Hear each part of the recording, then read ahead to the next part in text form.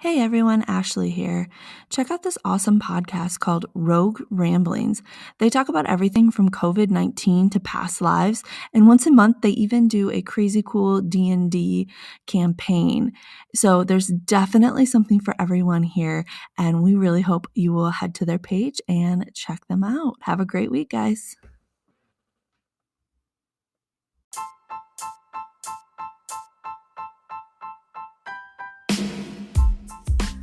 Hey guys, I'm Melissa with Rogue Ramblings.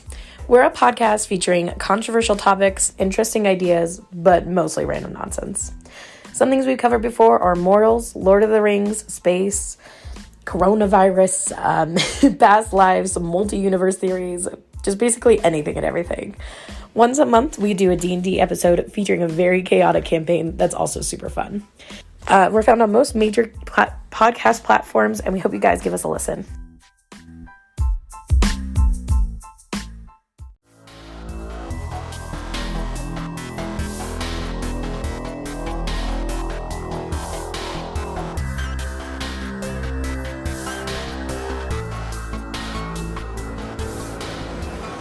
This is Histories and Mysteries. I'm your host, Ashley, and your other host is Jessica, and on this week's episode, Ashley is going to be talking about the Ed Kemper case, and I'm going to be finishing my 3-part series on the Romanovs. Peace. Yay! Okay, so I would like to give a little warning before I dive into my case because his case is very disturbing, very graphic. He's a very, very sick man. Noted. Thank you. You're welcome. My story goes a little bit intense near the end, so Okay. but definitely not as bad. Yeah, Ed Kemper is a whew. I got my information from biography.com, Murderpedia, and Wikipedia. Nice. Okay, so Ed Kemper was born on December 18th, 1948, to a very rough life. His parents divorced, and he lived with his alcoholic mother. And for some reason, she did not like him. She was really hard on him, very critical of him, and even made him live in the basement. Because she was afraid he would rape and hurt his sisters, and we'll get into that a little bit. Okay.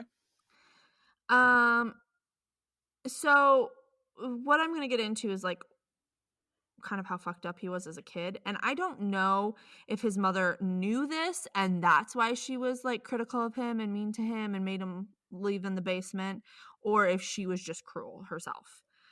But he apparently would decapitate and reenact sexual rituals on his sister's dolls. Oh. Animal abuse alert. Okay. He also stabbed one of his cats to death. Another cat he buried alive, unburied it, decapitated it, and put its head on a stake. What? Yeah. Ew.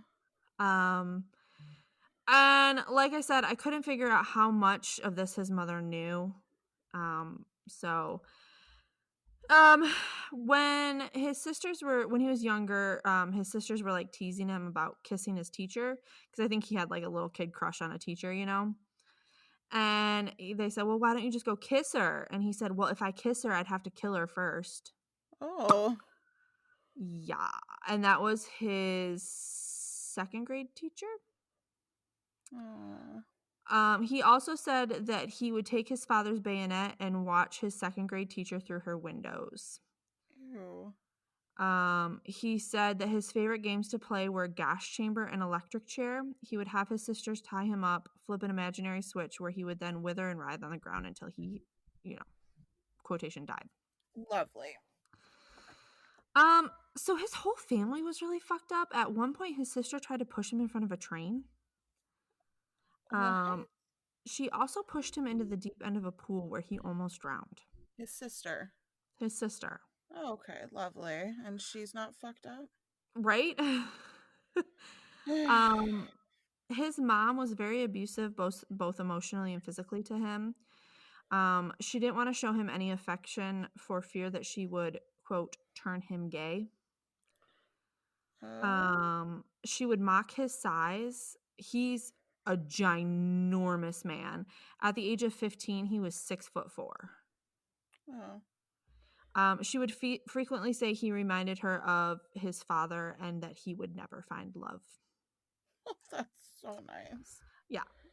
At the age of 14, he ran away from his mom, ran to his dad, but his dad didn't really want him either. He let him stay with him for a little bit, but then ended up kicking him out.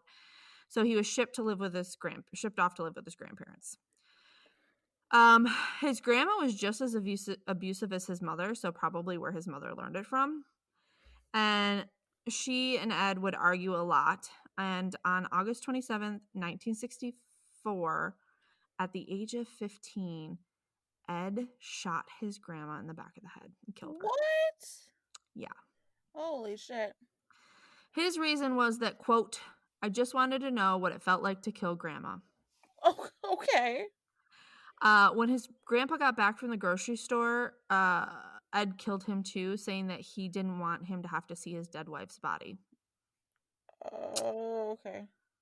Kemper then called his mother and said, what should I do? And she said, well, call the police. So he did. He was obviously arrested and admitted to the Atascadero State Hospital. It's Atascadero. Nailed it. Thanks. You're welcome. So he was admitted to the Atascadero State Hospital and was diagnosed with paranoid schizophrenia. He only stayed there for 4 years because he befriended the counselor and like tricked him. He was even trained to administer psychiatric tests to other inmates.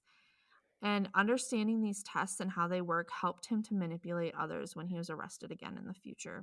So he murdered his grandma and grandpa, stayed in a mental institution for 4 years, and then was released. Lovely.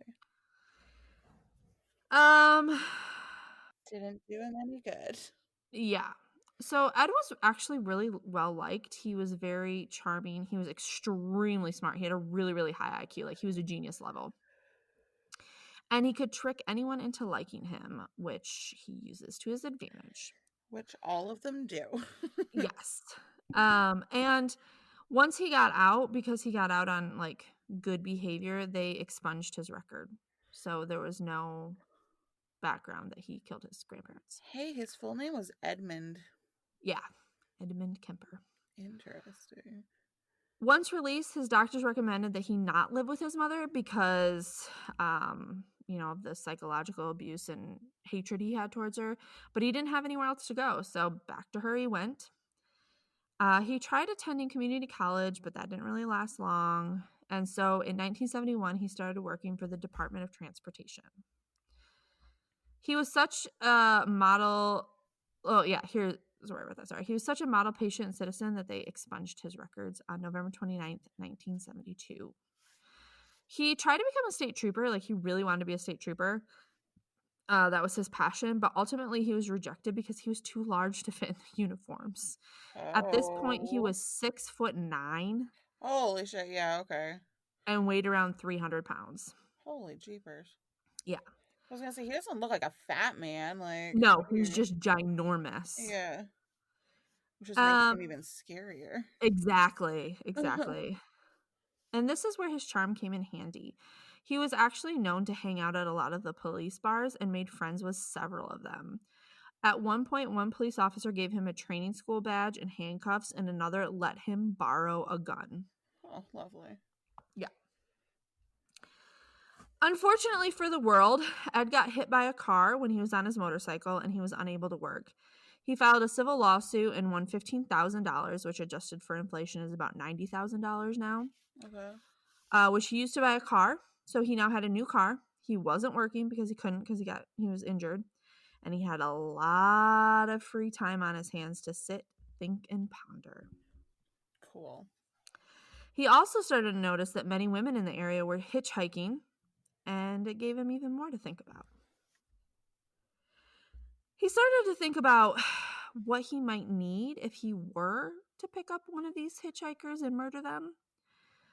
So he packed his car with a gun, a knife, and handcuffs, just to be prepared. He definitely worked his way up to murder. He started off just by picking up women and then letting them go. Like, he was just kind of like testing the waters. Yeah. Until May 7th, 1972, when poor Marianne Pesky and Anita Luchessa entered his car. The two 18-year-old girls were on their way to Stanford University when Ed Kemper picked them up to give them a ride there. Instead, he parked his car, murdered them, brought their bodies back to his place. There, he dismembered them, took pictures, sexually assaulted their body, and disposed of them. Again, I'm going to give another warning here. This next part is pretty graphic, and it was something he really enjoyed doing, so he did it quite often. He would shove himself into the decapitated heads' mouths. I'm sorry, what? Yeah. There's a word for it, where you forcefully you force someone to give you head, basically. Yeah. And so that's what he did on the decapitated heads. Lovely. Mary Ann was found and identified, but they never found the remains of Anita. His next murder came 4 months later on September 14th, 1972. Ed picked up 15-year-old Aiko Koo.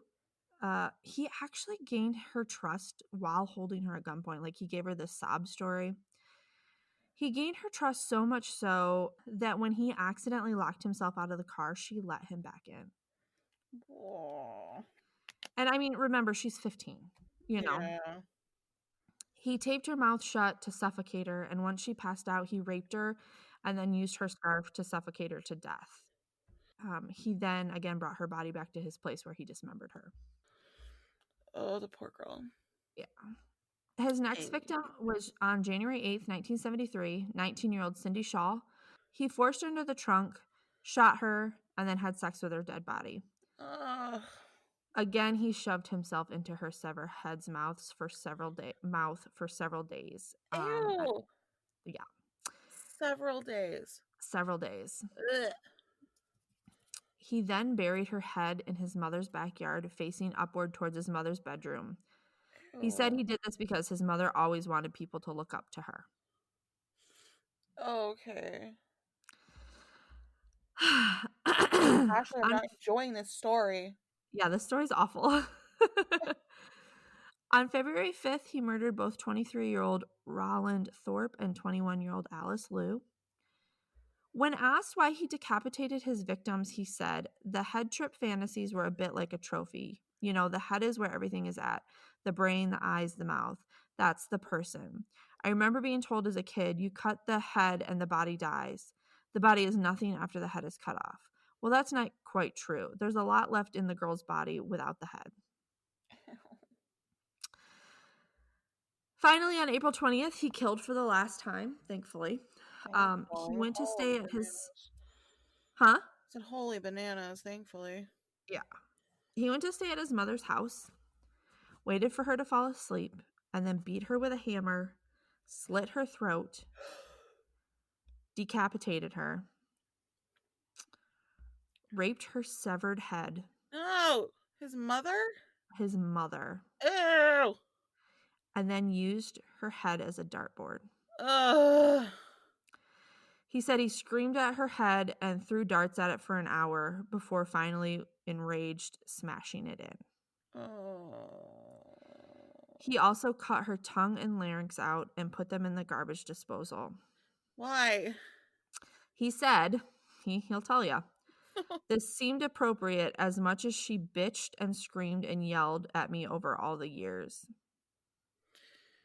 Okay. Apparently the garbage disposal had a hard time with that, though, so they found most of it still in there. Ugh. He cleaned up. He then called her best friend Sally Hallett over and strangled her to death, thinking that it would create a cover story that the two best friends just went away on vacation. Okay. He put their bodies in the closet and left a note for police that said approximately 5:15 a.m. Saturday, "No need for her to suffer anymore at the hands of this horrible, murderous butcher. It was quick. Asleep in the way I wanted it. No, not sloppy and incomplete, gents. Just a lack of time. Guy got things to do." Jeez. After this murder, Kemper drove 1,000 miles to Pueblo, Colorado. He had 3 guns and a ton of ammo, thinking he was going to be the target of a manhunt, but the police hadn't found the bodies yet. So Kemper called the police He confessed to murdering his mother and Sally, but the police knew him. Remember, he was friends with all the police officers. Yeah. So they thought he was joking and said, just call back later. Like, what kind of joke is that, right? Yeah, literally. Um, so a few hours later, he called back and asked to speak to an officer that he knew personally and confessed. When the police arrived, he also confessed to the murder of the 6 other students. When asked why he turned himself in, he said, the original purpose was gone. It wasn't serving any physical or real emotional purpose anymore. It was a pure waste of time. Emotionally, I couldn't handle it much longer. Towards the end there, I started feeling the folly of the whole damn thing, and it was at the point of near exhaustion, near collapse. I just had to say to hell with it and called it all off. Huh. He was arrested on 8 counts of first-degree murder. Because he basically confessed to everything, the only defense his lawyers could really come up with was an insanity plea. Yeah. But after seeing several court-appointed psychiatrists, it was found that he was legally sane. He knew what he was doing. He knew it was wrong. One doctor apparently interviewed him under a truth serum, and Kemper further confessed that he had engaged in cannibalism. He apparently sliced flesh from the legs of his victims and put them in a casserole. Um, Ew.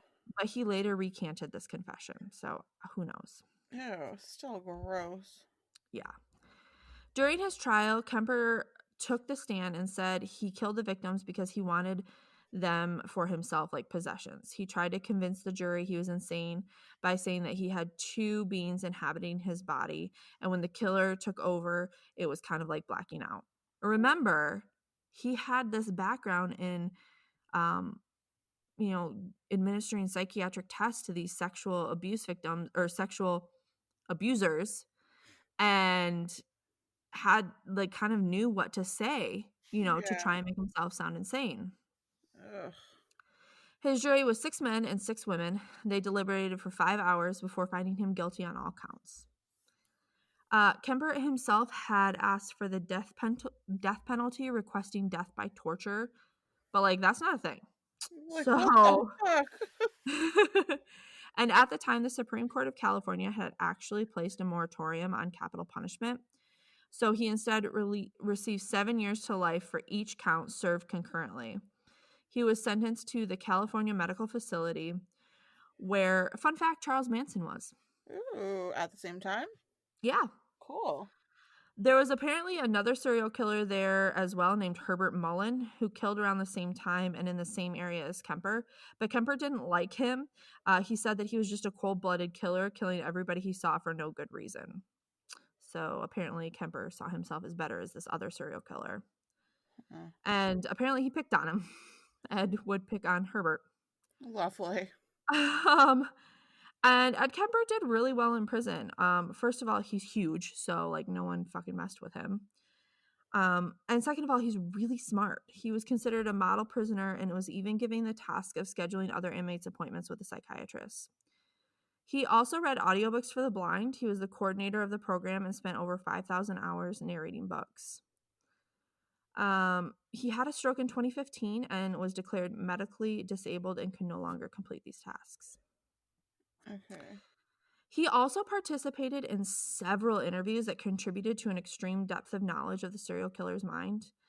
FBI profiler John Douglas said Kemper is among the brightest prison inmates we've ever interviewed and capable of rare insight for a violent criminal. Wow. Fun fact, the lead role in Mindhunter is loosely based on John Douglas, and there's a big storyline of his interviews with Kemper.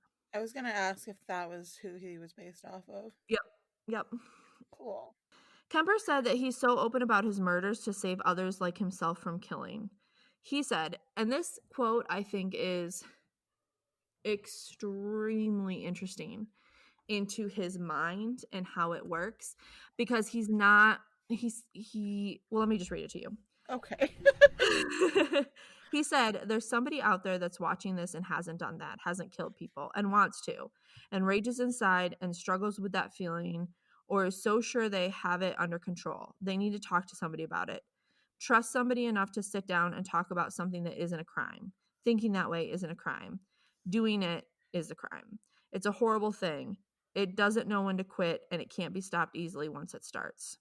So He was more worried not about victims, but about how obsessive it becomes within the person and how it sucks for that person. Yeah. Um, I also didn't know this. Ed Kemper is still alive. What?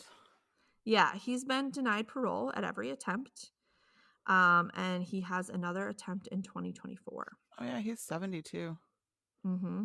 Oh, that's crazy. I thought he died. I did too. He's still around. Fun fact, Ed was the inspiration for the character of Buffalo Bill in The Silence of the Lambs. Cool. And that Never is. seen that movie. You've never seen Silence of the Lambs? No. Oh my God, Jessica, you have to watch it. It's so good. It's so good. Yeah, no, never seen it. It's so creepy, but it's so good. That's awesome. Well, that was a cool story. I liked it. Like I Yeah. didn't like it. It made me very uncomfortable, but like Right. very fascinating. Like Yes. disgusting. That was shorter than I thought it was going to be. That was 4 pages. I must have just blasted through that. That's fine. Okay, so I'm going to be finishing my 3-part Romanov series. I just Ooh. turned into a New Yorker there for a second. Yeah, you did. Okay, so just to recap, just a little bit. We talked about Nicholas in his early years, Nicholas II, who was the last Tsar of Russia, Anastasia's father. We talked about the very bad Russo-Japanese War where the Russians lost, which ultimately led to a bunch of riots and demonstrations and protests, They which murdered them all. yeah, then they murdered them all on Bloody Sunday, and that, well, a huge chunk of them. And then we had the Imperial Duma, which was set up, which was supposed to try and help everyone of the lower class kind of have their voice heard. And then it kind of got disbanded, and then it was brought back, but just with the upper class, which kind of defeated the whole purpose of it. And so this is basically where we're at right now. So I'm going to start talking about um Alexandra, who is Nicholas II's wife, and Rasputin and their relationship. Ooh, okay. So, Princess Alexandra was the wife of Nicholas II. She was most definitely the dominant personality between the two. Okay. And she encouraged the weaker Nicholas Oh, um autocratic tendencies. Uh so she encouraged the weaker Nicholas's autocratic tendencies. okay. Um, However, Alexandra's first form of controlling Nicholas was through reading and writing in his diary. Oh, okay. What a little psychopath. Yeah. I don't remember any of this. Holy crap. Okay. And this was the love of his life. The love of his life that, like, he waited for his father to basically die in order for them to get married. So clearly his father knew something he didn't about her. Yeah, but like, how Yeah. freaking crazy. Yeah. What a little controlling freak. From Alexandra's journal from before she married Nicholas, there was a collection of utterances, true from a somewhat unlikely philosopher who ruled over the mind and soul of the brilliantly educated Alexandra of Hesse, the half literate Russian peasant Grigory Rasputin. He was a peasant? Yes, he was. Oh. Yeah, he sure was not royal or anything. He was not super high up. He was just who he was. Okay. Rasputin first appeared in St. Petersburg as a man of God, living as a poor man who offered himself as help to those who were suffering or in turmoil. He met the young princess, Alexandra, at a luncheon where she immediately became fascinated by him. Rasputin followed Alexandra when she became empress and helped her and her family with their problems. And one day, while speaking to one of his officers of the guard, Nicholas stated that Rasputin is a good religious Russian peasant. Okay. So, anybody's seen the Anastasia movie? He is not portrayed to be as such, and it No. basically portrays him to be hated by the royal family. Mhm. Um, but that honestly, like, wasn't the case realistically. Okay. Well, they had to have some kind of villain. Exactly. Nicholas continued to say that when he is distressed about something, he will speak with Rasputin and feel peace after. Okay. So he's like an advisor. Yes. To Alexandra, however, Rasputin was that and much more. She eventually came to believe that Rasputin was a personal emissary from God to her husband, and to Russia.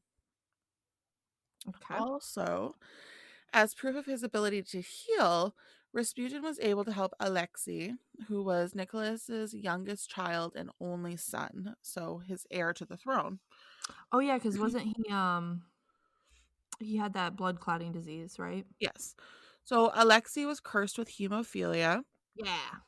and it was so bad that the only cure from the pain was if he blacked out. Oh, poor little guy. Yeah. So countless times he was in so much pain that his family was like certain he was going to die. Aw. However, Rasputin was able to hypnotize Alexei in a more favorable place, like into a more favorable place, sorry. And therefore his pain was less severe.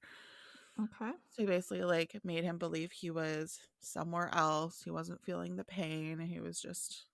Okay. He was able to feel better. Gotcha. Just kind of like mental Yeah, redirection. exactly. Many disagree with something like this, obviously, Mhm. but there's a strong body of responsible opinion which believes hypnosis, if properly used, can play a part in controlling hemophilic bleeding. Okay. So apparently there was some study done, I guess, that proved that hypnosis can help you with this type of pain. Interesting. This is the reason why Alexandra held on to Rasputin so much, because he was the only one that could save her son from dying. Mhm. Um, but before his death, Rasputin prophesied that 6 weeks after Alexei's death, oh gosh, no, sorry.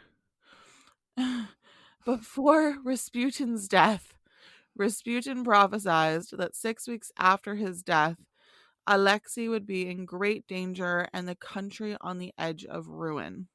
Uh-oh. Then, less than 2 months after Rasputin's assassination, Alexei felt very ill and the country was shaken by the first revolutionary upheavals. Uh-oh. So, his prophecy came true. Yeah, it's not looking good.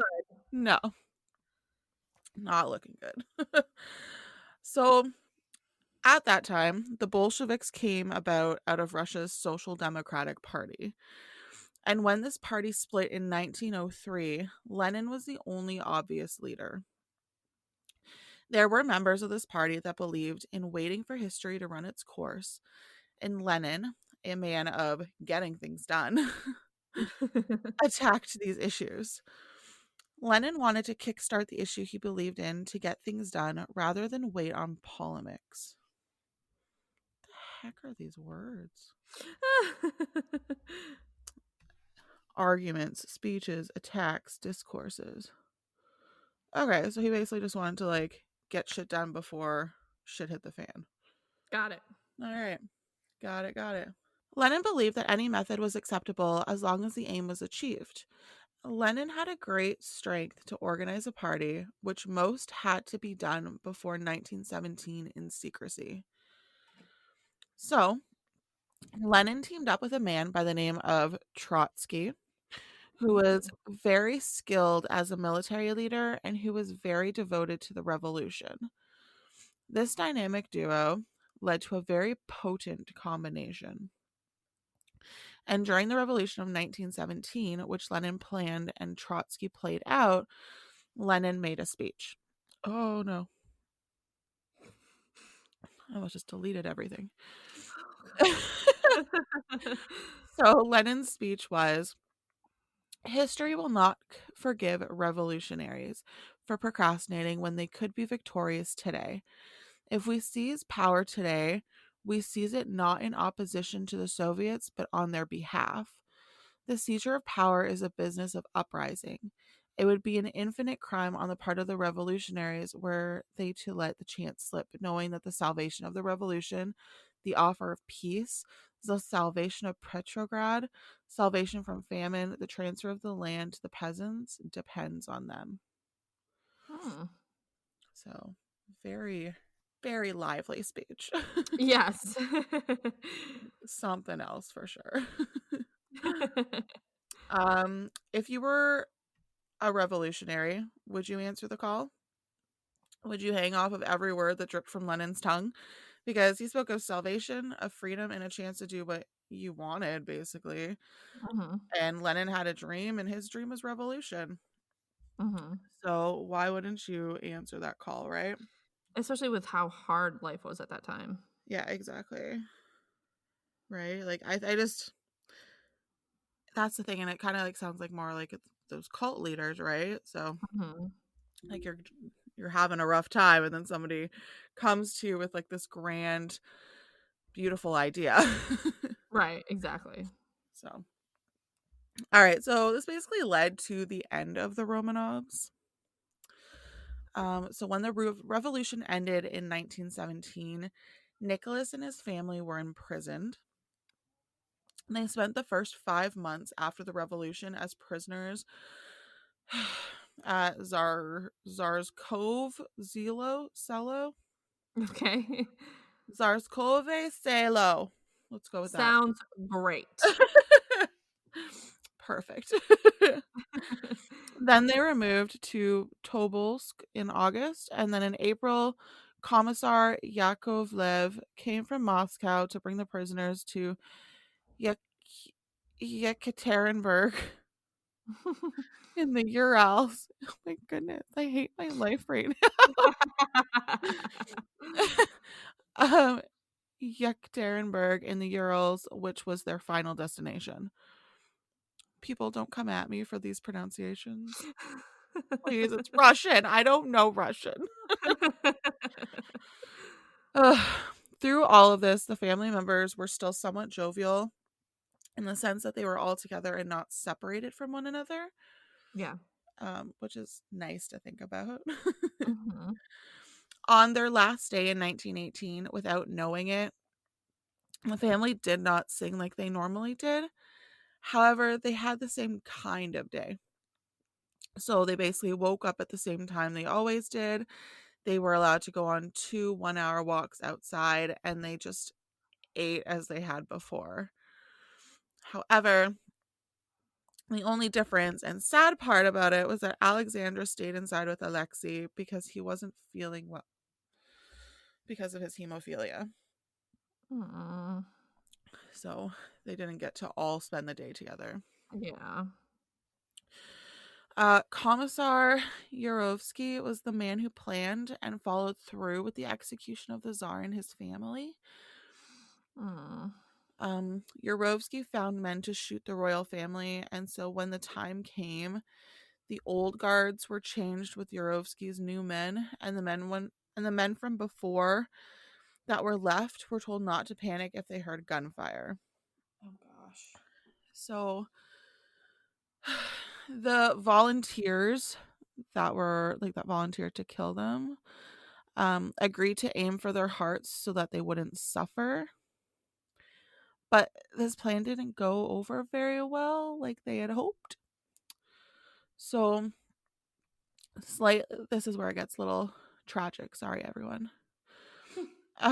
Slightly after midnight on July 17th, 1918, Commissar Yurovsky led Nicholas and his family into a basement cellar room where he announced to Nicholas that the White Army was approaching in an attempt to free him and his family. Yurovsky admitted that they had failed and that he must shoot them all. And so Yurovsky seized his pistol and fired.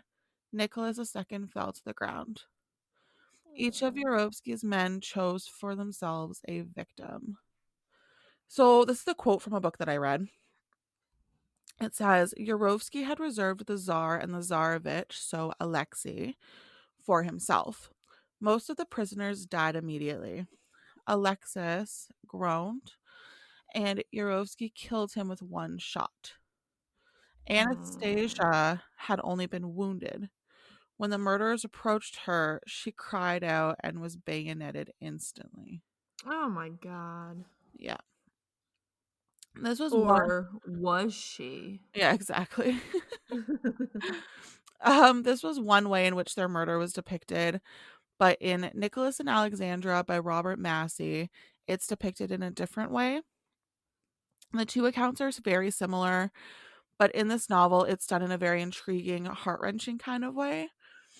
After Yurovsky said he has to kill them all, Nicholas stood in front of Alexandra and Alexei to protect them, and then he was shot once in the head, killed instantly. Mm.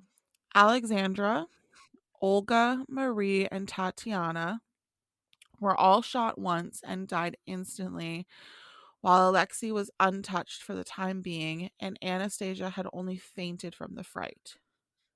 Okay. A quote from this book says, Alexis, lying on the ground, still in the arms of his father, feebly moved his hand to clutch his father's coat. Oh. Isn't it so sad? No. Savagely, one of the executioners kicked the Tsarevich, so Alexei, in the head with his heavy boot. Yurovsky stepped up and fired 2 shots into the boy's ear. Just at that moment, Oh. Anastasia regained consciousness and screamed. With bayonets and rifle butts, the entire band turned on her. In a moment, she too lay still. It was ended. Oh my gosh. This version of the story, unfortunately, is more gruesome and tragic than the previous example, Mhm. but in all reality, that is what it would have been like for them. It would have been such a horrific moment for the 2 youngest members of the family to see their whole family slaughtered before them. This version also proved how Nicholas II wasn't just a leader, but a father. He attempted to protect his family even when they were there, like even when there was no hope left.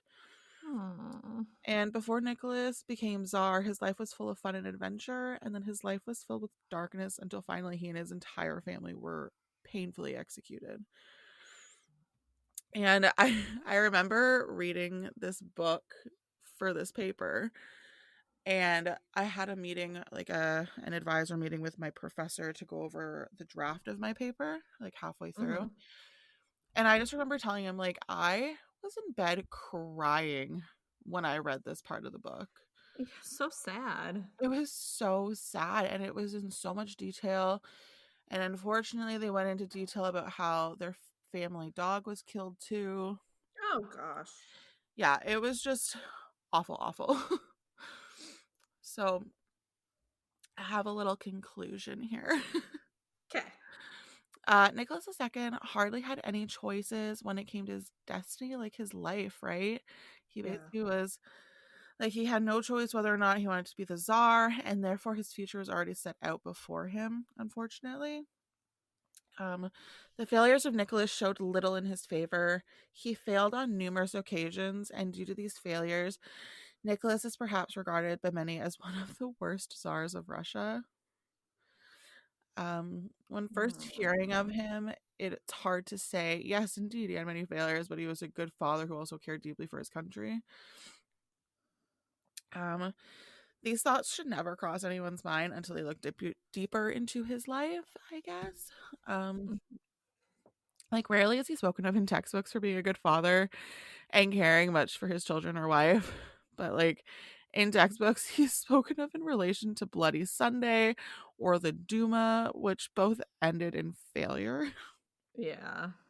or even like the Russo-Japanese Wars. Right.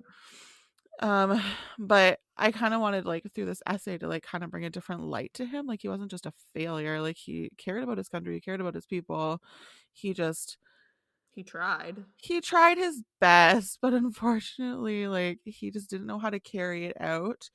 Yeah. And it ultimately ended in a lot of death and a lot of heartache. So, Yeah, for sure. but anyways, that is the end of my story.